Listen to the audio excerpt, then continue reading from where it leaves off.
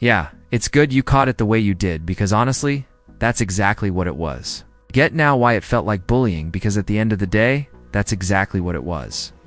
Maybe she didn't mean for it to land that way. Maybe she'll spin it in her usual way with the same tired excuses. When she pulled that stunt, that's exactly how it came across. Period. Hey y'all, welcome back to the channel. Don't forget to smash that like button, subscribe, share this video, and drop your thoughts in the comments. Because you already know who's back in the spotlight today. Miss Supermayor herself is always center stage, always planning to lead her own drama parade and never failing to make sure her name is the loudest thing in the room. Now Tiffany loves to throw these little events, you know the kind, the ones that are hyped up like Hollywood blockbusters. Except when the curtain rises, the theater is empty. She markets them as if they're cultural milestones, the kind of things that will put Dolton on the map. But here's the truth, nobody shows up. Take her so-called Taste of Thornton event. She had actual celebrities slapped on the flyer, hyped it up like it was Coachella meets Essence Fest. And then wait for it, 7 people showed up. 7. Handpicked. That's not a community event. That's a dinner party gone wrong. Yet, Tiffany strutted around acting like it was the cultural event of the year. Reality check.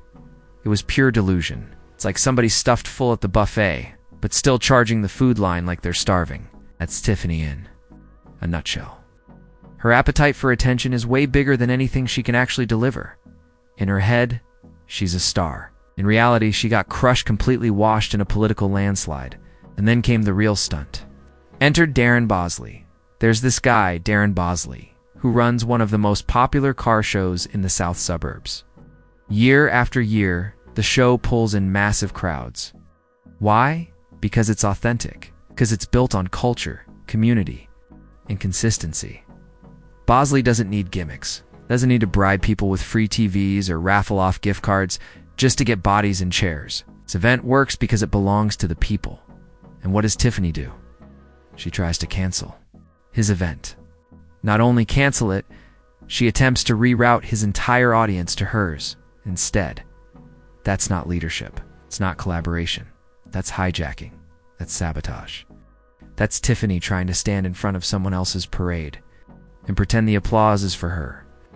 This wasn't some misunderstanding. The South Suburban Car Show was literally shut down because giant concrete barricades were dumped at the park entrance. Not cones. Not a little rope line. Massive construction. Blocks taller than cars. Who ordered that? According to the park district, Tiffany herself, out of spite. And now the park district is talking lawsuits? Honestly, they should.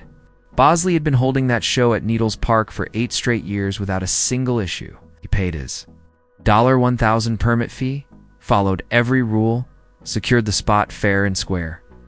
Then suddenly, days before the show, he gets a call from Tiffany's top aide. We already know what kind of shady backroom talk went down. Let's be real. This had Kamal's fingerprints all over it. Collaboration? Not in Tiffany's vocabulary. A normal leader might have said, hey, your event's killing it every year. Let's collab. Let's build together. But Tiffany doesn't move like that. Car shows have their own culture, their own energy, their own legacy. Her events, they don't have it. That's why she's literally bribing people with flat screen TVs just to get attendance. And you know what? I'd probably pull up too for the free TV and the front row seat to the circus. Because that's what it is. Spectacle, not service. Tiffany didn't want collaboration. She wanted domination. Bosley was told in no uncertain terms that if he moved his event to her Greenwood location, he'd be fine. That doesn't sound like an invitation. That sounds like a threat. It's not partnership. That's extortion. Maybe Tiffany didn't. Think of it as bullying. But that's exactly what it was. She's out here moving like a mob boss. A whole Tiffany Henyard. That's the role she thought she was playing. Saturday morning, the blockade fast forward to Saturday morning, Bosley rolls up to Needles Park ready for his show. What's waiting for him? A wall of concrete barricades. Massive blocks taller than cars. To top it off, Dolton police. On-site threatening to tow any vehicle that dared to park. What is this? A car show or a turf war? Simple community event turned into a full-on political blockade? The Park District wasn't having it. President Cleo Jones came out swinging. He flat out said Tiffany had no authority over their land. He didn't mince words. He accused her of sabotage, claiming she only pulled this stunt because his car show was scheduled too close to her house music festival.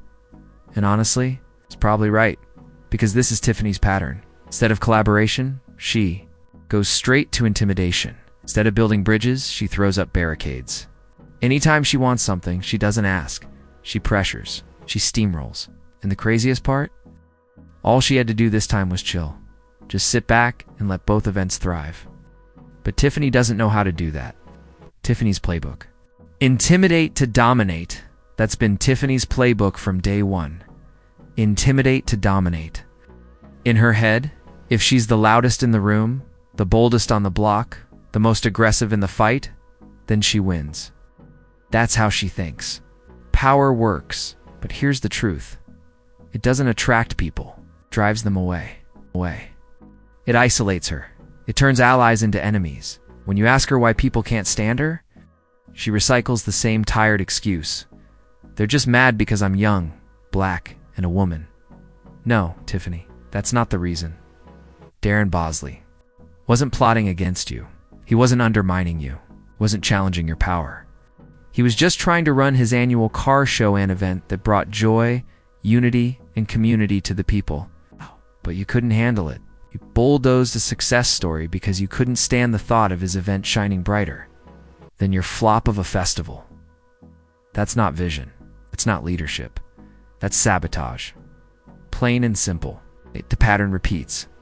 And let's not pretend Tiffany didn't know Bosley's date was locked in months in advance. Of course she knew. She scheduled her event on the same day deliberately, hoping to siphon off his crowd and redirect it to herself. That wasn't coincidence. That was calculated. But the disrespect was off the charts. No call. No conversation. Not even a courtesy heads up. Just silence and a sneak attack. And when Bosley refused to play along with her setup, Tiffany flipped the script and actually said, well, he could just move it to my event. Girl, come on, why would he fold? An A-tier legacy car show into your half-baked scheme? The math doesn't add up. The logic is fried. The screws are rattling loose. And when those barricades rolled in, backed by police threats to tow cars, that wasn't clever. That wasn't bold. It was straight up bullying on a whole new level. But here's the thing. Those tactics don't scare people anymore. In 2025, we're done being quiet. We're watching. We're calling it out. The Springfield stunt, and this isn't the first time Tiffany's pulled stunts like this. Remember when she used public employees and tax dollars to fund her little Springfield road trip? She paraded around a charity event under her own name, using taxpayer resources for what was basically a PR stunt. Fox 32 caught that one. It's public money meant for the people, siphoned into a personal clout-chasing tour. That's not public service. That's self-promotion with someone else's wallet. Crashing the car she built, and here's the irony, Tiffany had it made. She was pulling close to $400,000 a year, sliding another $100,000 to her boyfriend, sprinkling funds across her inner circle like Monopoly money. She had it all set up. All she had to do was not crash the car, but instead she stomped on the gas and drove off the cliff. Now, the village of Dolton is left ducking questions, hiding, behind silence. But the Park District president is not biting his tongue. He's talking lawsuits against Tiffany personally and against the entire village for crossing serious lines. And he's right, because Tiffany's track record is messy. She doesn't recognize boundaries. She doesn't respect rules. Leaves lawsuits and scandals behind her like breadcrumbs. And does she care? Please. In her mind, it's not her getting sued. It's the village.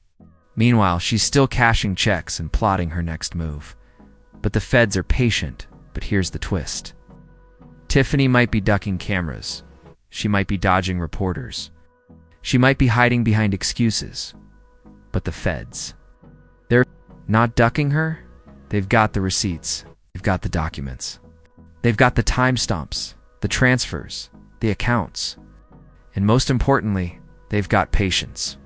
So let her laugh now. Let her strut like she's untouchable. Let her play the role of Tiffany Henyard for one more act. Because the truth, not untouchable, Not even close.